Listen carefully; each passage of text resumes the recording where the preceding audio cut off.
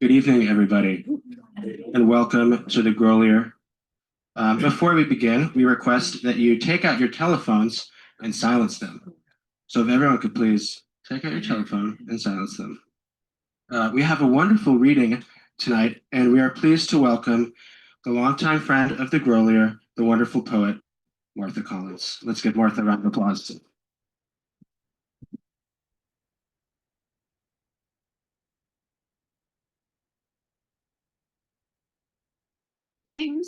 Thank you, Grolier, and thank you all for being here. I'm going to introduce the poets individually. I know that's not always done here, but that's so. I'm pleased to be introducing three friends whose work I've long admired, and to be celebrating the recent publication of two of them and the first anniversary of the third. So they will be reading it alphabetically. So the newest of these books, by 15 days, is Andrea Ballou's Other Times Midnight, published this past April. It is remarkably Andrea's first book, though you wouldn't know it by reading it. I met Andrea when she was completing her MFA in creative writing at Lesley University. But MFA was preceded by years of teaching at a number of institutions, including currently the Poetry Lab at the VNA Senior Living in Somerville. She's won a number of fellowships and awards, including 2 from the Somerville Arts Council. And prior to the MFA, she received her PhD from the University of Chicago in Romance Languages and Literatures, the traces of which are beautifully apparent in this book. Other Times Midnight was the winner of Persea Books 2024 Lexi Rudnitsky First Book Prize. On its publication day, Benjamin Landry published a wonderfully insightful podcast review of it. A few weeks later, Stephanie Burt published a glowing review in the New York Times Book Review, a pretty remarkable honor for any book, but especially the first book. The honors are well-deserved. Other Times Midnight is a book about loss, about family and divorce, about grief and death. But more than that, it's a book of figuring out what all this means on the deepest emotional levels. In the podcast review, Landry refers to the precarious membrane of consciousness through which the poem move, which seems to me it's a skewed narrative. A poem may begin with the most ordinary domestic detail, but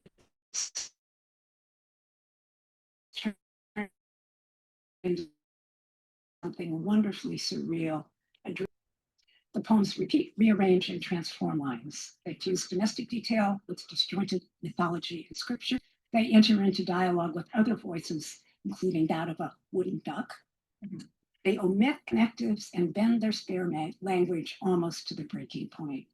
But language, however slippery, is Ballou's tool for the business of mending and building that's central to this wonderful book's work. Please welcome Andrea Ballou.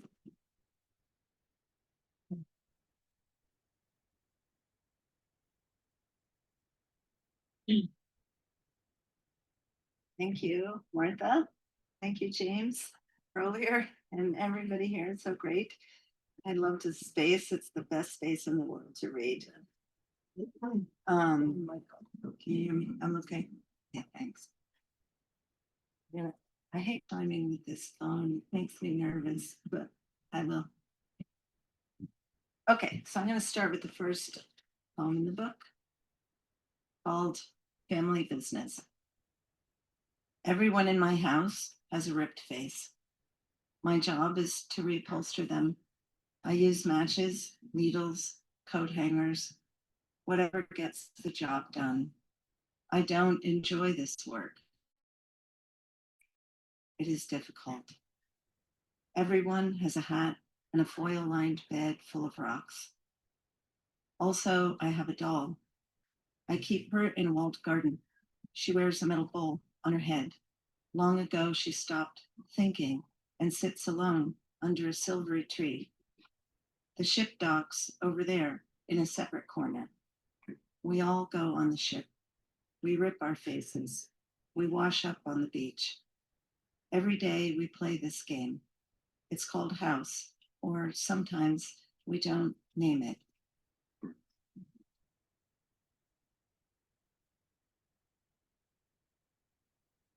This next one is called A Brief History of War from Rome to the Present Day. Or did I say marriage? I'll give you a goose if you carry me all the way back to camp in your chariot, she says. He goes off to think about it, returns with a wooden sword in his scabbard. You twisted little devil, he says. A flock of wildfowl lands on the plain. We can't part like this, she says. Her long brown skirts flap like bird wings. He waves his sword. That's better, he says. Now let's have a fight with rules. She fletches her arrows. Whose rules? She says. The flock lifts and scatters into the western sky. The end. Sunset.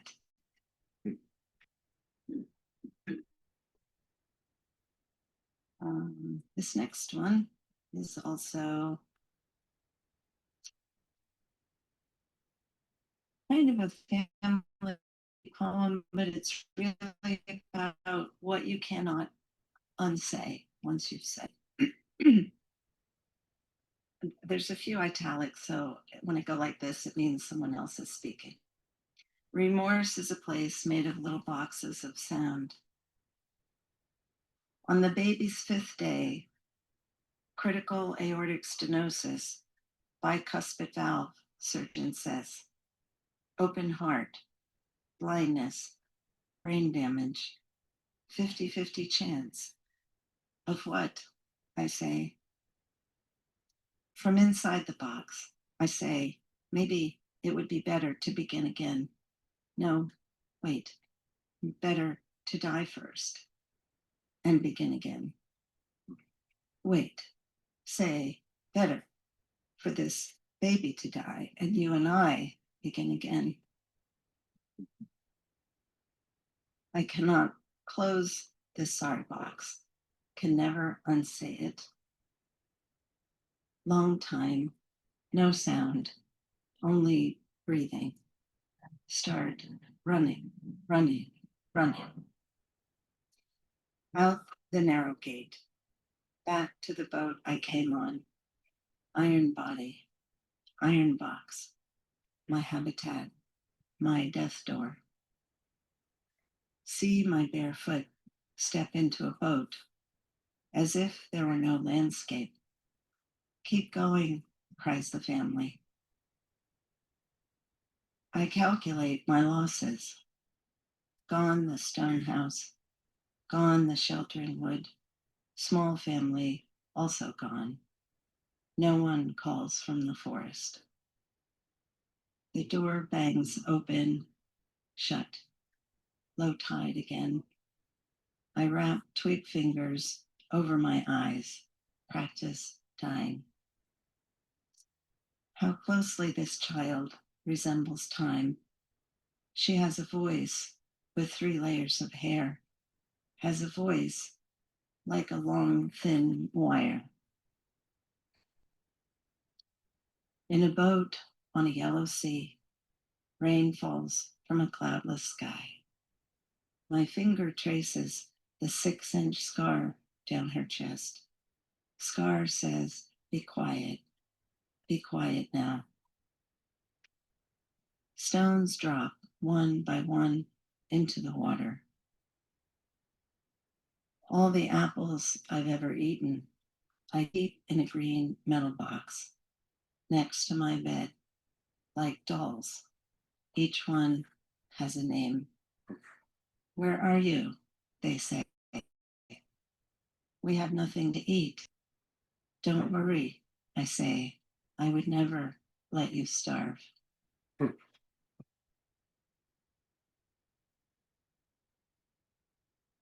Okay.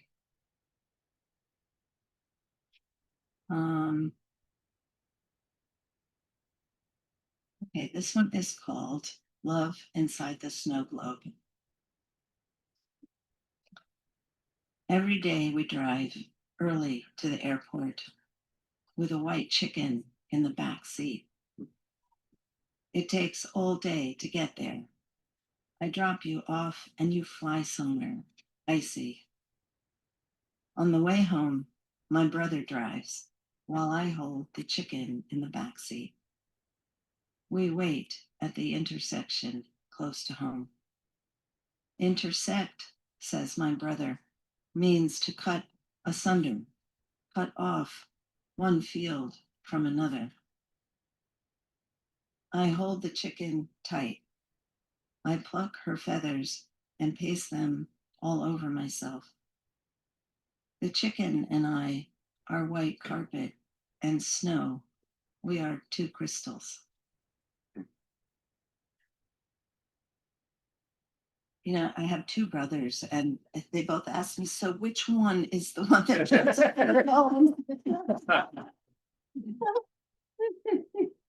They're usually telling me what to do or how to think about something. Okay, here's one called that features the wooden duck that Martha was mentioning. The wooden duck is sort of a cranky muse and goads me into saying things that I'd rather probably not say. And there was a real wooden duck, actually, one of those decoys that my parents had in their house. And it's just started showing up in my poems. Passover with the wooden duck. 1. That evening when I got home, I wrote on my entrance, look for the scrubland, with a thorn and coal. When the tattoo became infected, I wrote a 50-word story. I got a call. Come to the city. We have black tea, 6 rolls, and 5 liters of water. By morning, the ground felt like a coffin, a ring of legs collapsing beneath us.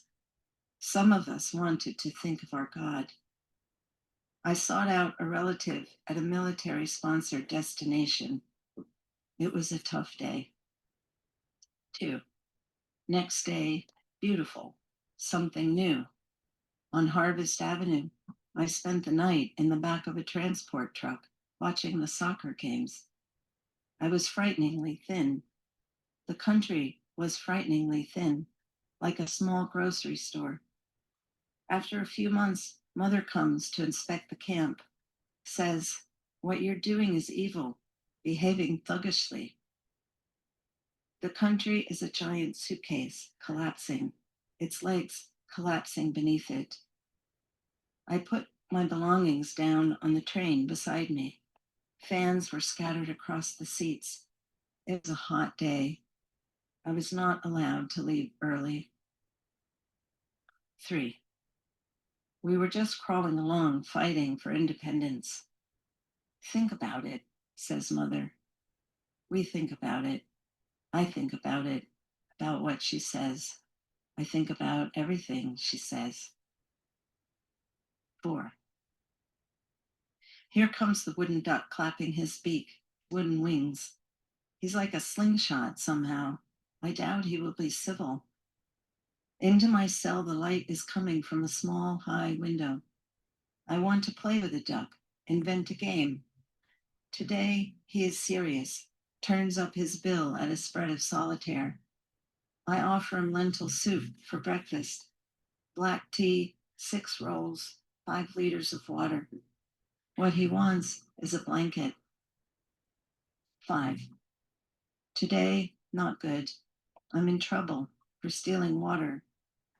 They beat me with a stick, then put my belongings next to me. I change clothes. I tussle with myself. I cry a little bit. I'm desperate to get home. 6. My family greets me with surprise. They stow my bedding and clothes. Your pride is oppressed, they say. The rest of the family sneaks out to play checkers. I stay inside, speak with my mother. Mother, I say, show me the door to human suffering. Tell me how people suffer. Volunteer yourself, she says. Take a more, try a wide range of occupations: mining, farming, metal worker, leather tanning. There's a shortage of all kinds of trained people. Who are people? I asked my mother. There's no such thing as people. There are only neighbors. Try to be flexible about this. This upsets the duck. You may fail the exam, he says. 7. I think about escaping the decoy. I try farming. You are not farming, you are breaking stones, says the duck. Picando piedra, nothing more. I want to look for a secluded cafe, an older brother. I'm just the messenger, says the duck. 8. I have resettled myself. It's digging and plowing for no pay. I'm in a 200-pound mood. I spend my nights locked up at the local police station. On nights off, I work as a guard. I'm aware this is a double standard. At the mall, I score a lot of points. I am safe. A little food and water, I am safe. 9. The duck wants to hatch a plan. All around me, keep quiet, give me time to think. I hear a second chance. The duck is bearded now, restless, looking to cross the Red Sea immediately. Hey, don't leave without me. I'll not write any more about childhood, yours, mine, or anyone else's.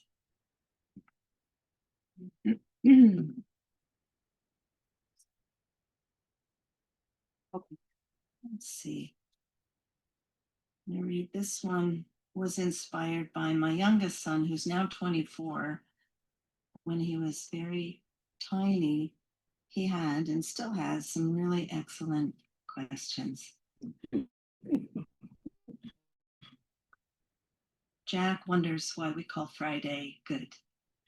In the beginning was the dove. The dove was lonely and set out from home.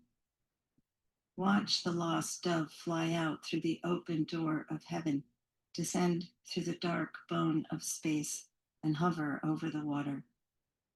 See the tendons, the ligaments, all that binds a body to itself. What binds one body to another, we call desire. On that day, 3 sets of fingers reached for each other, over the water and toward the sky. And behold, speech came into being. Speech, son, is how you bind what you love to what you don't yet know to love.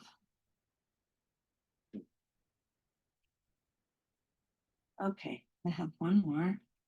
And this is where the title of the book came from.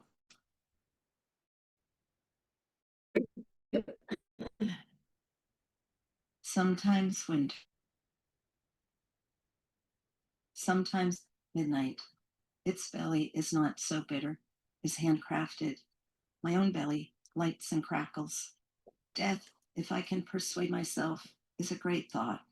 So long, she says, lowering her eyes, past the hut, past the tall gray rock, the forest. The reason was not soon. The reason was not the forest. The reason was not the oarsman.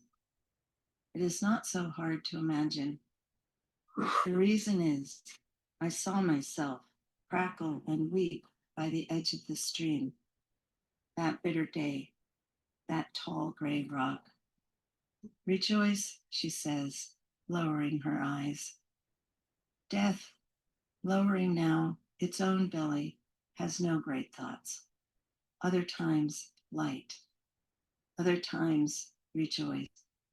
Other times, water. So long, she says. So long, forest. So long, bitter day. So long, oarsman.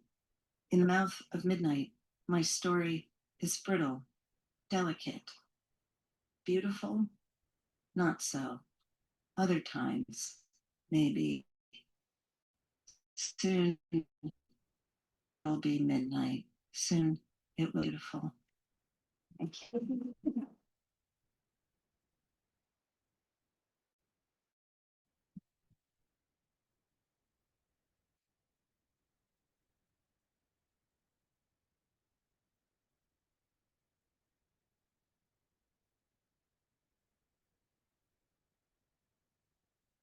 Thank you, Andrea.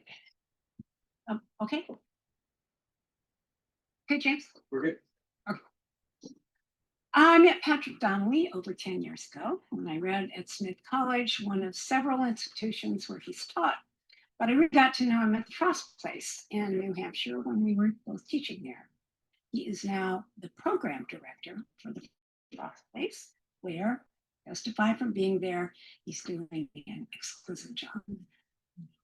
More importantly, he's the author of from Fullway Books, which published the one we're honoring tonight.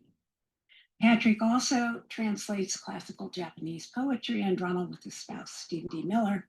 The translations of their 2013 book were awarded an important prize, and Patrick has won a number of other awards and fellowships as well. I've loved his books for years, for the beauty of the poems, as well as the risks they take in both technique and content. But I adore Willow Hammer, which was published in March. Shortly before I quit writing blurbs a couple of years ago, I wrote the following.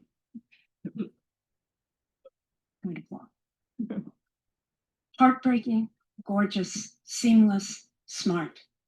Willow Hammer is a stunning gift of honesty and generosity. In the central sequence, Patrick takes us through a dazzling stream of imagistic, linguistic, and literary associations to arrive at emotional as well as factual truths about a family name. Sister begets Willow and Moon. Billy begets names and cherries. Mother begets milk, begets moon, and back again to Willow, with myth and religion among the frequent reference points. Bookending this astonishing series of personal poems of sexuality that will be familiar to Donnelly's readers, put here in the larger context of family and presented with hard-won wisdom. When the poet says near the end of the book, "I think I can sleep now," you will be with him. Meanwhile, you won't be able to put this astonishing book down. Please welcome Patrick Donnelly and take a listen.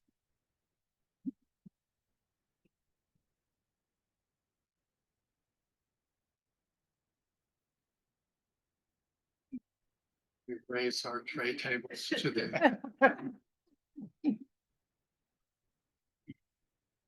Thank you so much. Can you hear me? Yeah. That's great.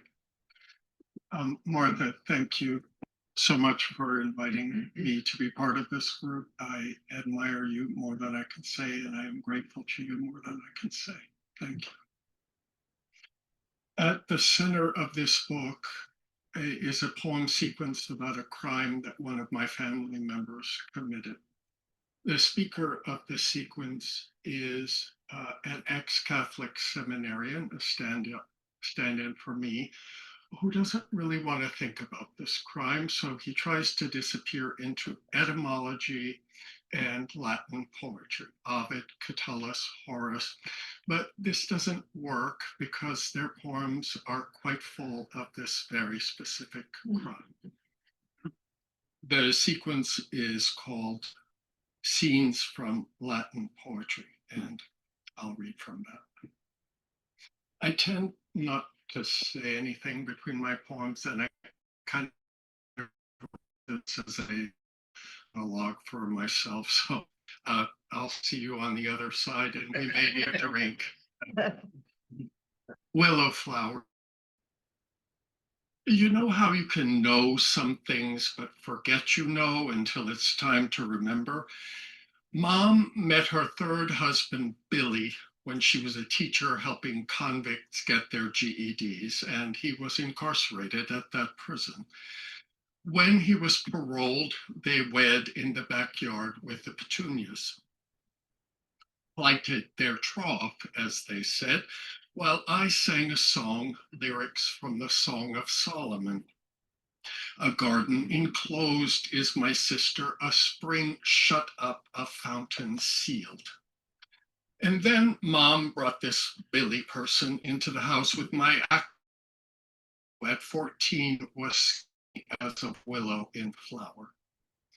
8 years older, I was far away, gone, useless, just 3 of them in that house. Billy had looks and strength, a crew cut and a drawl. And my sister was a teenage votress of chaste Diana, goddess of a whole moon of not wanting it. Billy chased her, and as in all the old stories, she ran.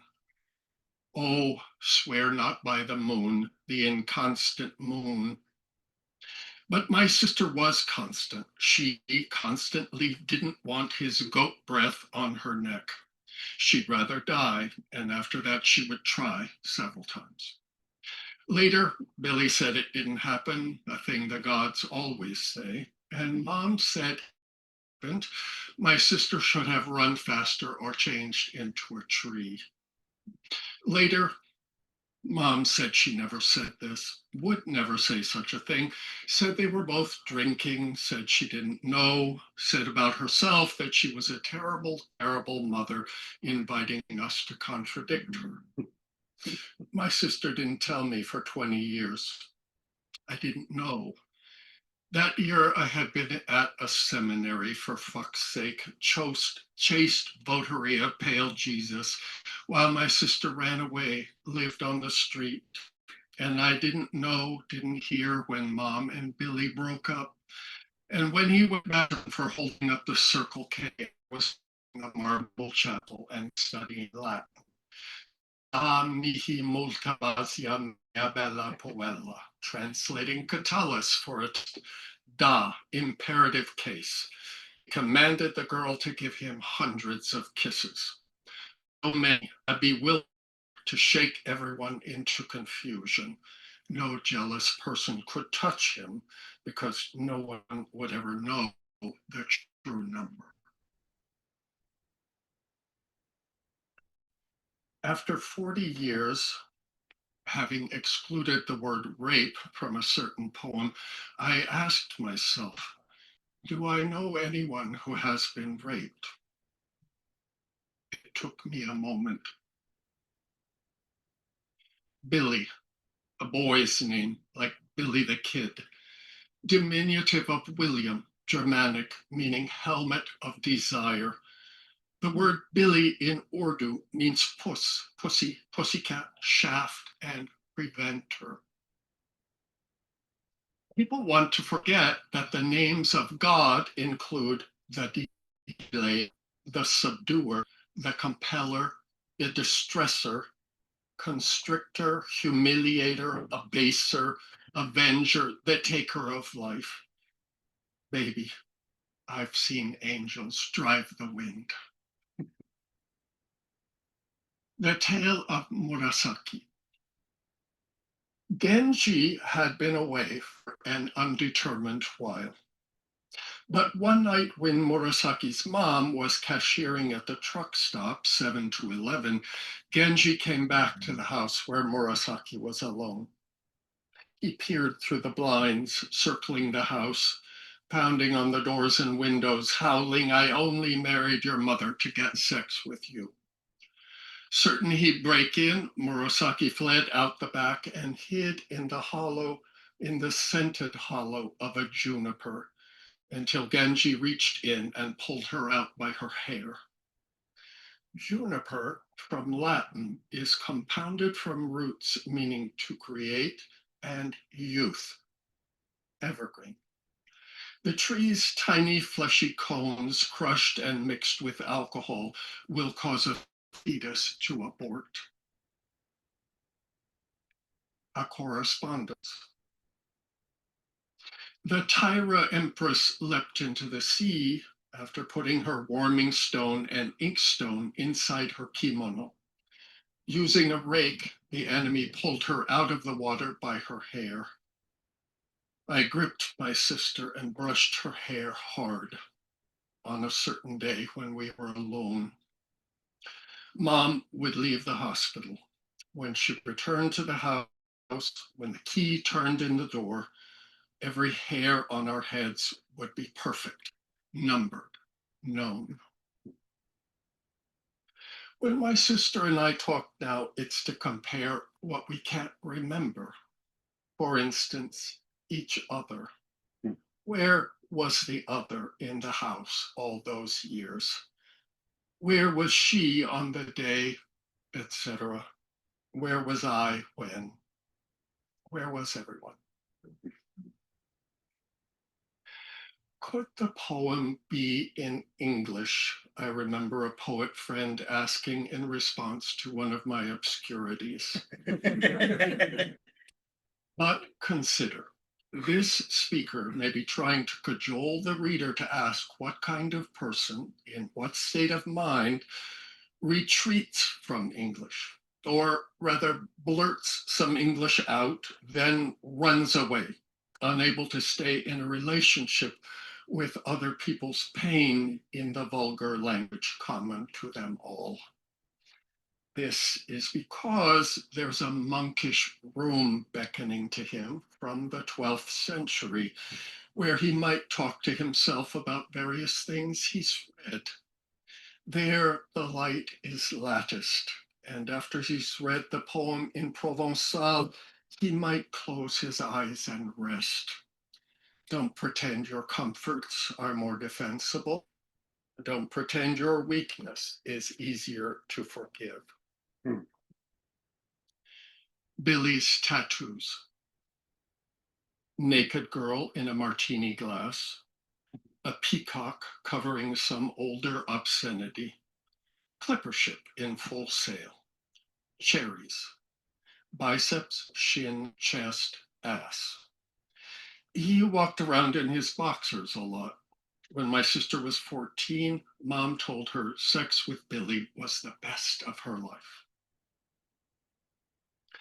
The Cloak and Dagger Tattoo website says traditional ship tattoos symbolize new journeys, beginnings, home, good luck, a way of life, direction, bravery, honor, or even a troubled past. The Martini Girl was captioned Man's Ruin. Darwin wrote of the peacock, the sexual struggle is of two kinds. In the one, it is between individuals of the same sex, generally the males, in order to drive away or kill their rivals, the females remaining passive. Whilst in the other, the struggle is the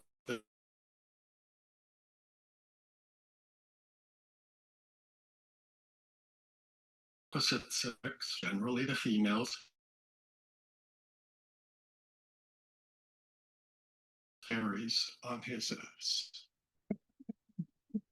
Let's talk about how my heart fluttered up the 2 or 3 times I ever saw him. Addendum. When willowy, unrequited, polygonal Lytton Strachey was asked, what would you do if a Hun tried to rape your sister? He answered, I would attempt to interpose my own body.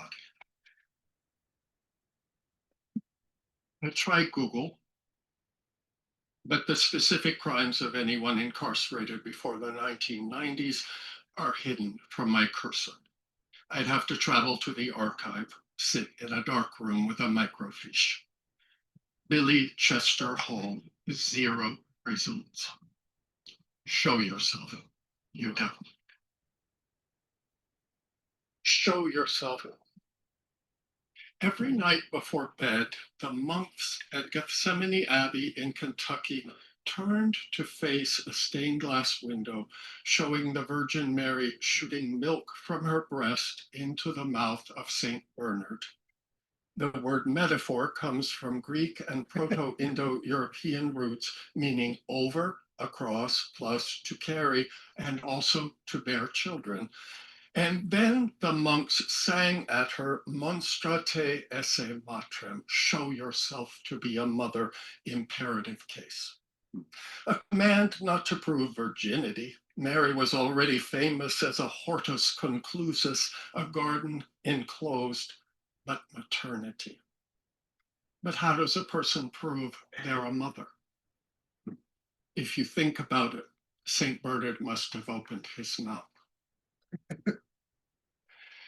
Planned Parenthood invented Prize, a memory model for consent, freely given, reversible, informed, enthusiastic, specific, which must seem unforgivable to a person who longs above all things to forget. Some versions say the Virgin's milk hit St. Bernard in the eyes, causing him to see things that had been hidden from other men.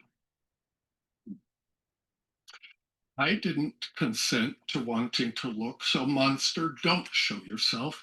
Keep Billy, ye gods, hidden in whatever world he now inhabits.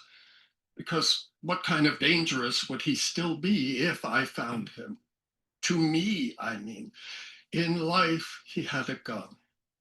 At this distance, can he hold a gun to my mind? Wizards make a hand sign for avert that looks from a distance like a gun. Point at the thing you want to fuck completely off with index and middle fingers together, thumb and fingers circled underneath, and pop, away it goes. Only, did that ever work? In what world?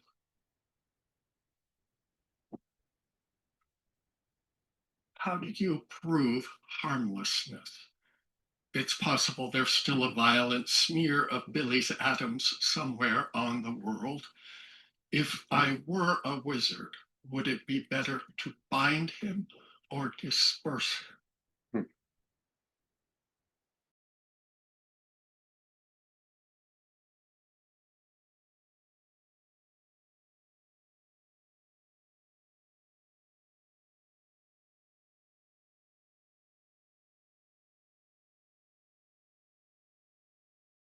Our first line of Catullus 16 tells two of his critics, I will butt fuck and face fuck you.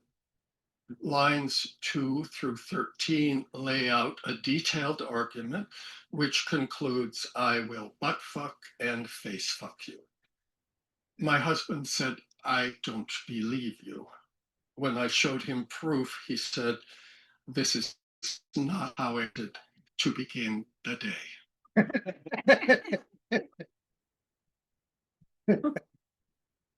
Here is a curated list of rapes in Ovid. Alcyone turned into a kingfisher. Anaxarete turned into a stone.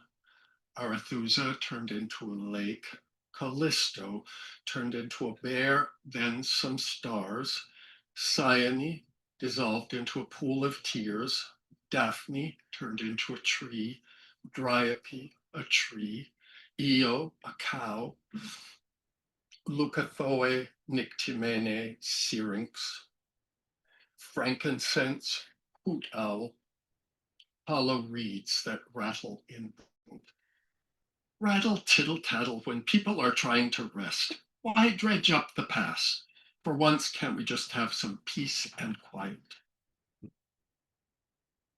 It was Gia Tolentino who said, I think a lot of people in this world have turned into a tree and then turned back again.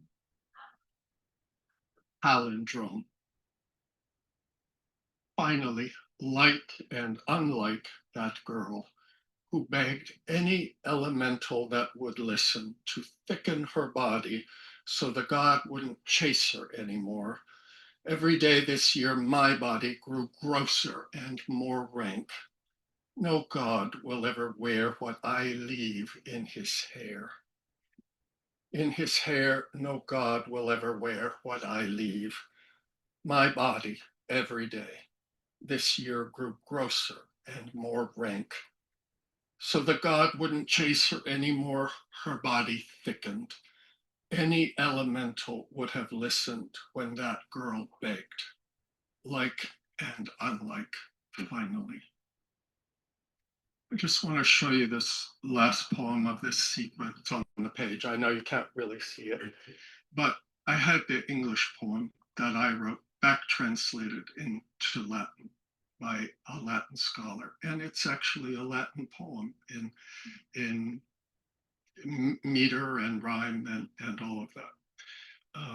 So I'll read the Latin and the last poem in the sequence. Illico Germane memini salicis vitriae fuit instar, quit imposuit manis maleoles sebis. Now I remember my little sister that was, little willow of glass, upon whom he laid his hammer hands.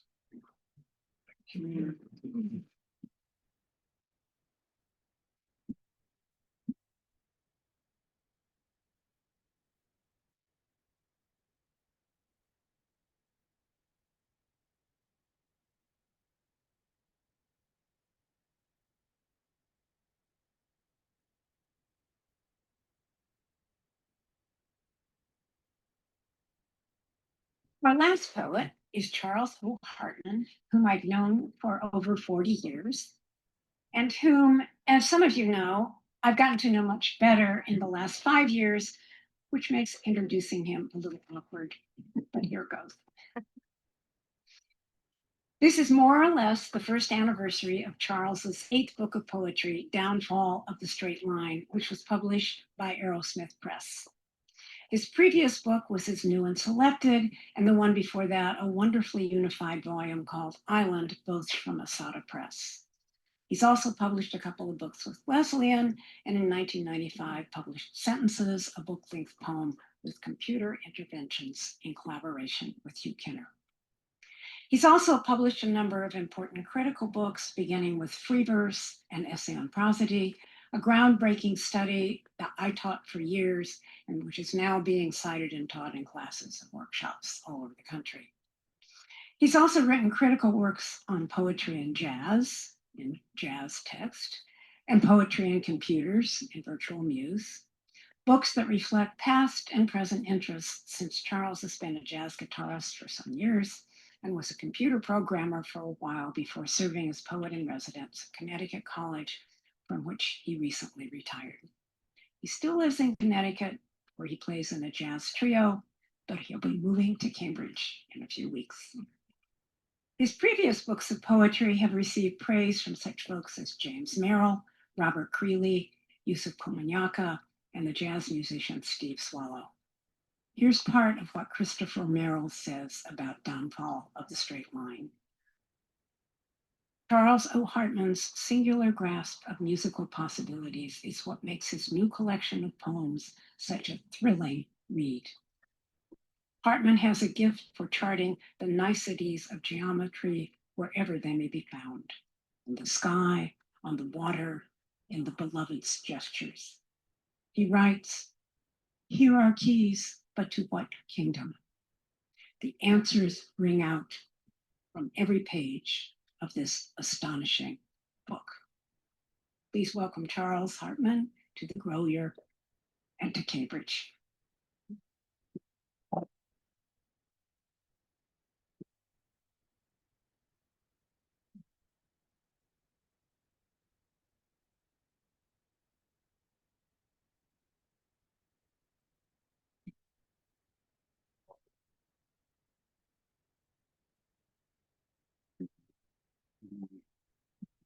Thank you, Grolier. Yeah. More. Yeah. Yes. Yes. Speak up, lad. Again, thank you, Martha. Thank you, James. Thank you, Grolier. Thank you all for being here. I'll read some poems from Downfall of the Straight Line. since it is the newest thing that I have. And then I'll read two or three, I guess three newer poems, just to prove that I haven't quit yet. Donkey in the air. While I stood as usual, they added stones to the back of the cart, presumably behind the axle, so not suddenly, but at some tipping point, the market square began to fall away. Look at that bell tower. Who would have guessed? Meanwhile, the chest, supposed to hang from the firm arch of the spine, ached in harness. The clapper lolled. If I've been sure of anything, it's footing. Now I find less traction than a swimming dog. Could try what the birds do. No. You're gaping. I would too. I have a couple of ideas which unfortunately involve hands. You capped fool with the camera, why not scurry to unload stones, return me to the useful earth?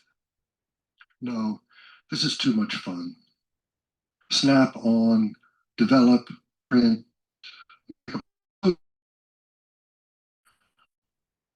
Use your Pakistan, Naples. Till it slips into the fist of a Greek will do ridiculous elevated body to shame the locals and turn it in good for bandying about. Always glad to be of whatever service in the quarry of your decades. At last, since nobody wants to deal with me dead, somebody starts lifting off counterweights. No plummet, just hind legs, a little kicking, watch the tail, then 4, back in the belonging dust. That's settled.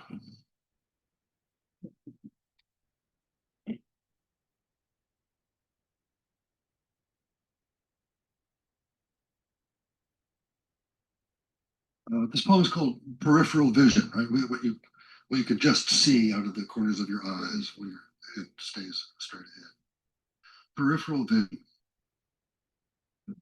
An optometrist told my father his could have made him a great truck driver. They test for that. Around the curve of the century, I see him at it, a violent road volunteer, long haul and lonely.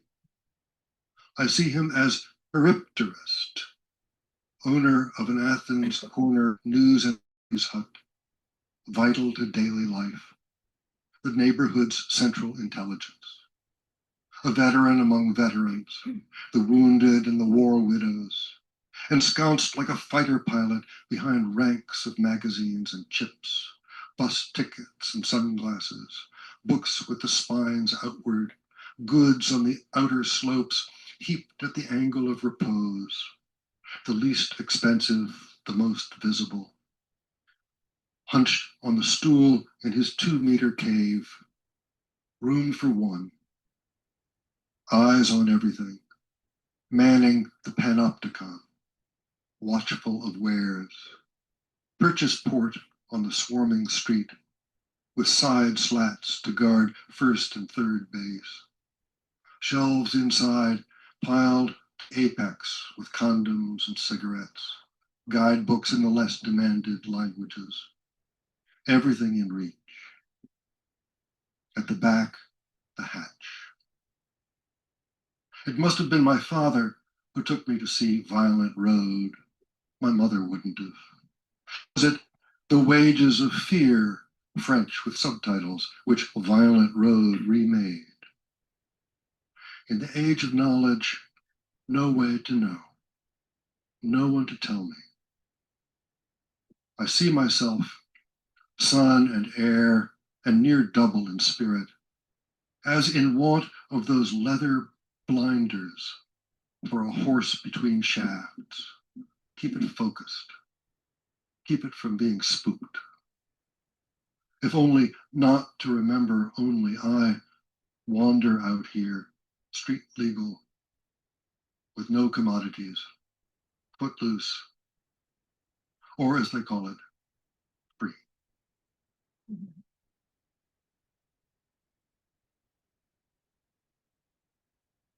Uh, a lot of the poems in this book are spoken by somebody or something that is demonstrably not me.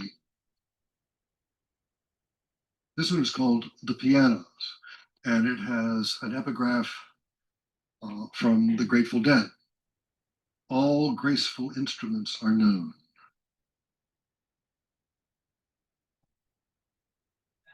Amid so much sleep, we remember the waking phrases, iterations bored or rapturous, resounding hours, rehearsals of the opulent impromptu, the melody sketched by a right hand once and let drop. We almost remember the 100 hands, thousands of operations, fashioning us for the sleek showroom, the dim loft, the highly favored dorm, the not quite defunct club, solarium, atrium. Among us, we have taught some children what they are. Whether we're grand, the satin titan with mammoth underbite, or upright, but spinet is an ugly name. Everyone has a fall-bored eyelid. We all need work. My felts haven't been pricked for years. The sostenuto's flabby. A long life can be ghastly, last decades in an untunable basement, peeling, untouched even into noise. Once on a loading dock, Steinway CD 318 and high, passed back to back. Gould's own, on loan to Evans. This was before.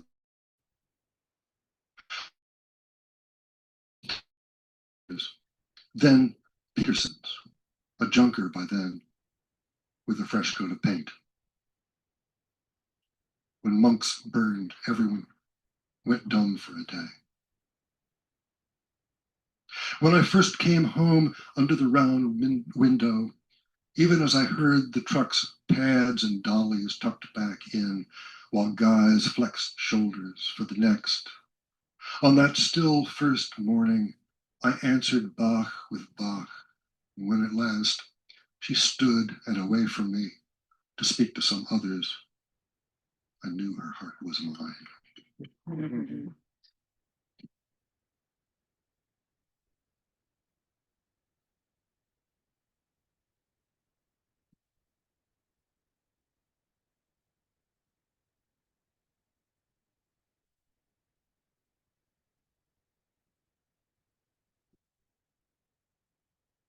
Choosing sides.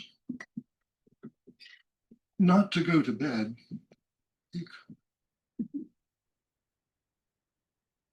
Choosing sides. Not to go to bed, but to stay the night there. We have to work out who gets which. Whose habits stronger decides, except in the happy case where bents agree. This is universal, yet we have no common language for which is which. North or east won't do. Nearer the bathroom and beside the lamp fall short of the particular variety among beds. We'd like to say just right or left, but whose and lying face up or down? We figure all this geography out as we must. It may take talk, all to the good, being what we do best.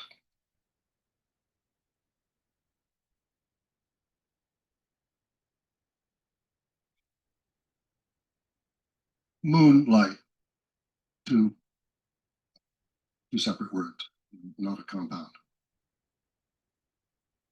Bless her who blessed us with this gift, this bauble, Pharaoh's paraphrase of Earth's, our satellite, a bubble to make your room a fable of seeing through the night. This 3D printed globe, crater by crater true, minutely rough, as is no doubt the original to the soft hand God, hankers to show us us.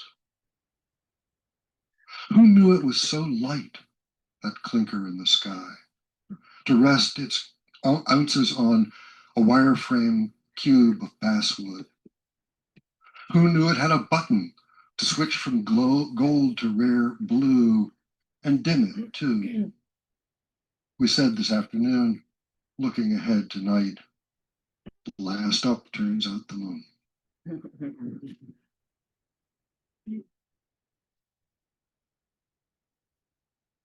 One more from Downfall of the Straight Line, and then I'll read 3 new ones. It's called We Know, and it's a sonnet, regular in rhyme, irregular in the length of the iambic. We know. The time will come, we know, when one of us, catching a summer chill, takes on the full-time, lifelong chore of being ill. Or something sidesteps all that fuss. Some blow we won't have leisure to discuss. One absent-minded footfall on a hill, or too close to a cougar's kill. Soon or late, one will prove the obvious. The other, paperwork and speeches done, will come home to the thought of home, wanting a drink, a kiss, not to be there another year or 20. In that too spacious minimum, at least for a time, there will be time to think back over plenty.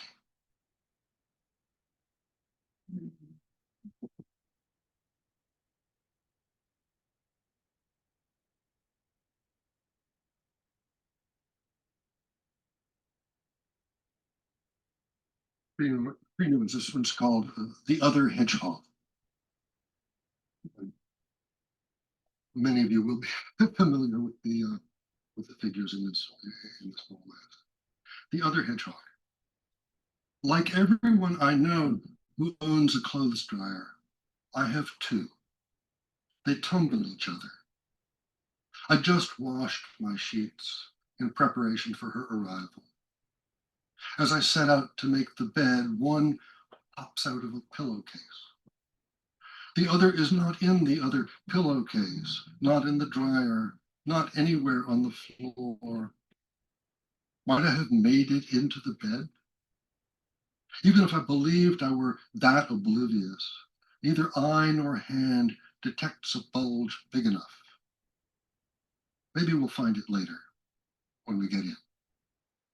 A pet surprise. I could write off a plastic hedgehog if it weren't lodged in a puzzle crack in my brain. Maybe if she hadn't given me the spiny pair, and if I didn't fret for the one left.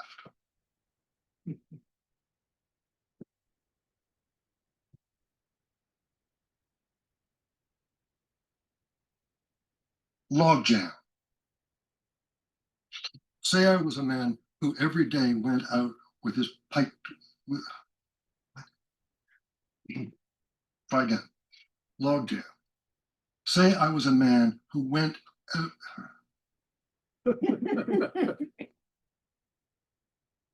Oh, glasses. Better glasses. Oh, okay, good idea. Logjam.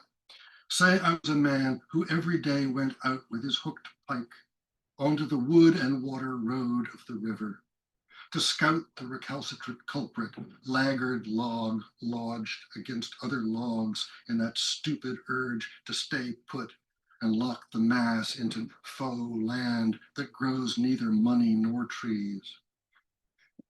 Nimble in any weather, hail or hungover, had to unhinge them balks, otherwise rot. The river froze and steamed, and I fell in often. These are details. The rule was to make the river serve. The way was to read the jumble, the lines of motion and convergence, scramble over a path, remaking itself step by running step, over pushed up peaks to the sticking point, wedge the pole down, lever up at one angle and the next till it gives under my feet, then pick my way back, a way only speed keeps up. Once in a while, the thought, why kill all these trees? But like Buzz says, James Dean, just before he drives over the cliff, you gotta do something. You live on land, you drift free down the stream, or you build on what accumulates and has to be kept moving.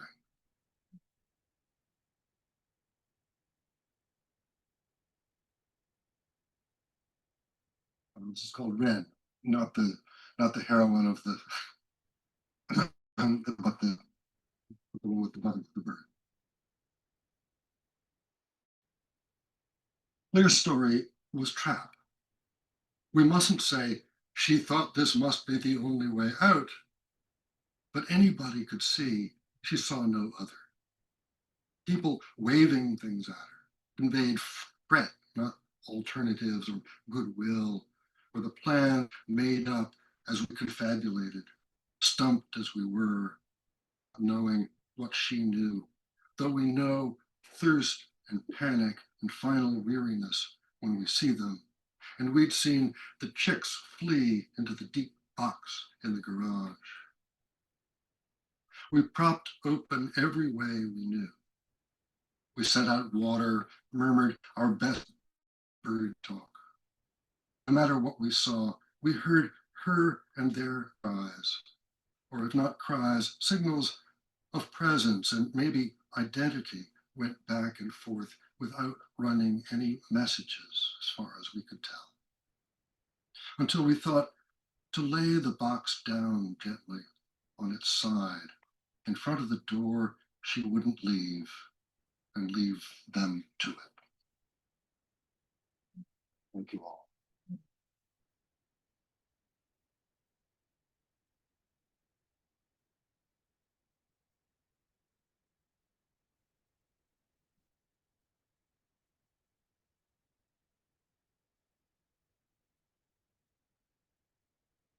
Excellent reading tonight. Let's give the poets applause for a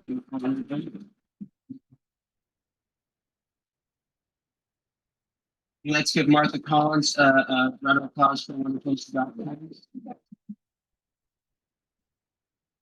Thank you all for joining us. We have some books for sale. Poets will be signing books. If you could all please put your chairs up against one of the walls, I'll be very grateful. Thank you for coming tonight.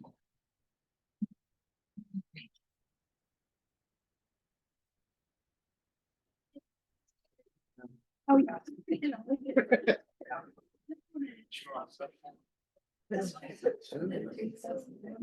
We're really good.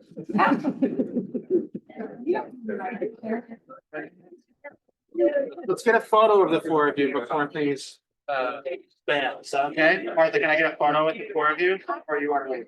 Yeah, let's do it. Let's do the four. I'm gonna get my phone camera. Excellent reading. Excellent reading.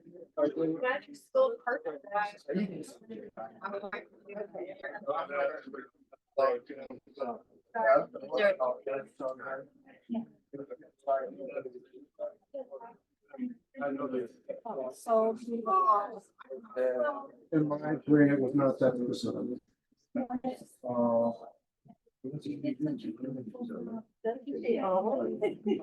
There's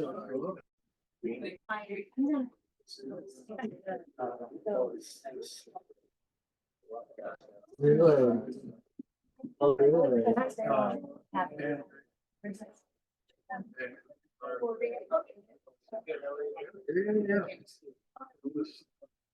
Yeah, Davis. So glad you're here. Where did Andrea go? Before you go, let's take a photo.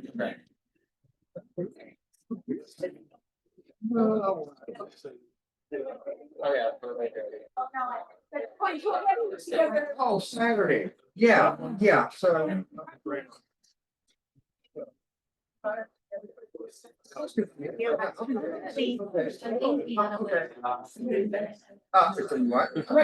Oh, okay. It's open, but it's not. Okay. I get the AC, so.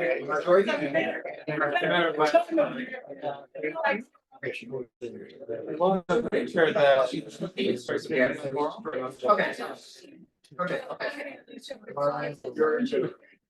This is reminding me about the. This is like 73 or whatever right now.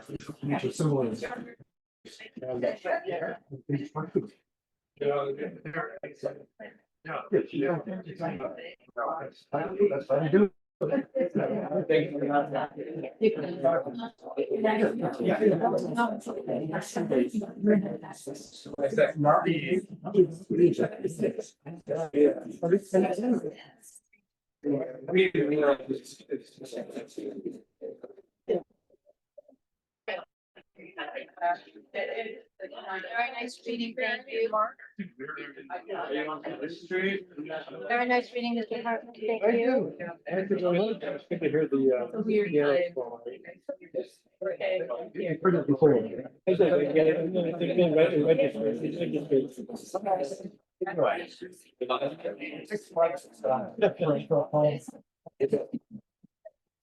It's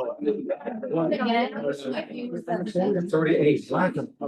That's it. Not when they're like, the silence and the. What happened to people there? I kept thinking, well, I better find some one-page posts because I don't want to have to turn the page out with the microphone. Such a beautifully well pointed call. I'm happy to right over here. Not again. Okay, let's wrap everything. Are you gonna give it away? Can I borrow this chair? You can. Okay. In fact, you can have. Okay. I can have it. Okay. Can I borrow you guys for a photo real quick? Yes. Thank you. Stand up. Photo time. Or we can stay right here. Why don't we just stay right here?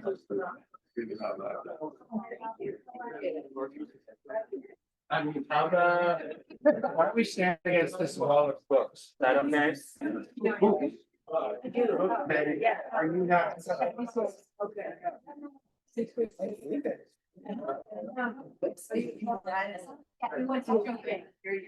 Reading out loud.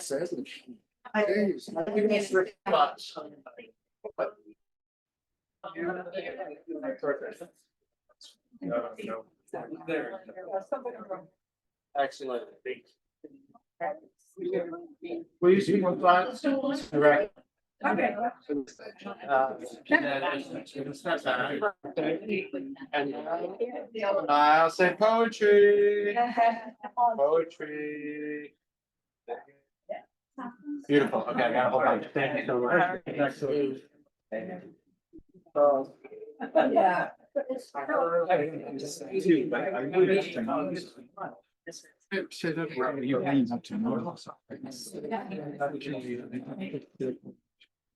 Definitely happy about it.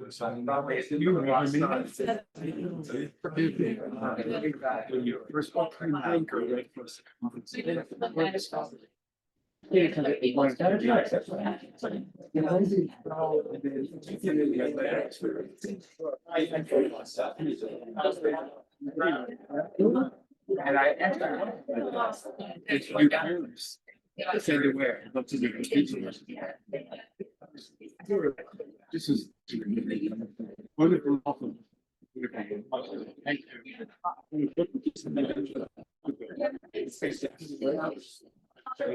Some of that.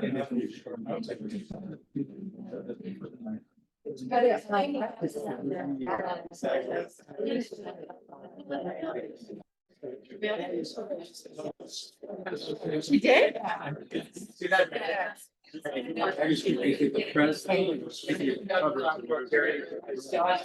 Long drive. Yeah, it's nice if you. Yeah.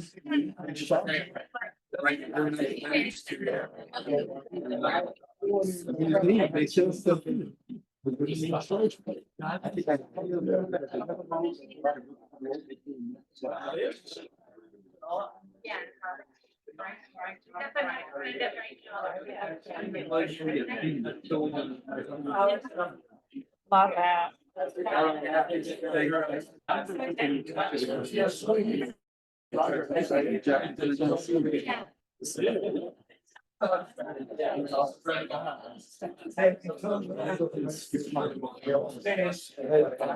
Yeah, we got that. We didn't buy a copy of it. So.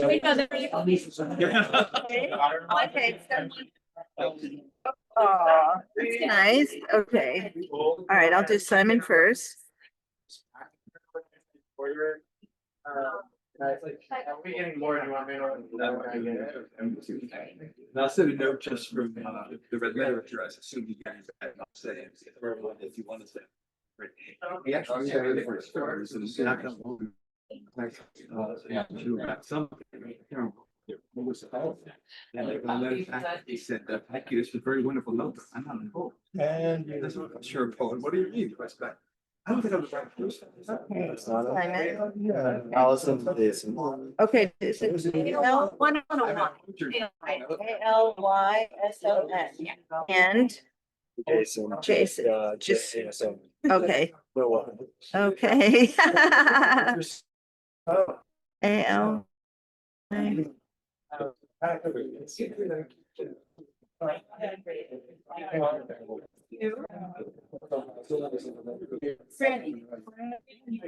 Been so many years. So many years. Do that all the time. Now that New Year's Eve.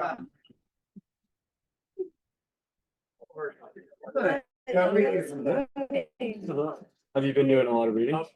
Some, not like that. Yeah. Tonight.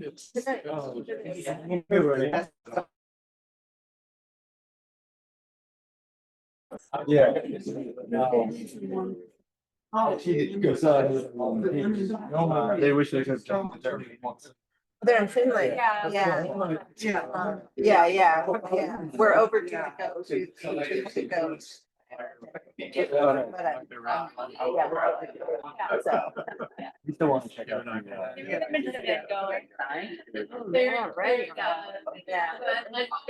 Yeah. Lovely seeing you. Thanks. Thank you so much for coming.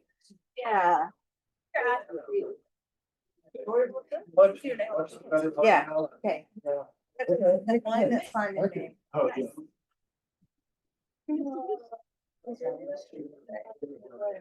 It's going really well. It's always nice to, sort of benefits the growing. Woke up again and Yes. I've been writing. Yeah. Yeah. For a month and I'm writing every day and I'm starting to publish again. And hoping. And I've got new pages. Yeah. Confused me, I'm Yeah. What?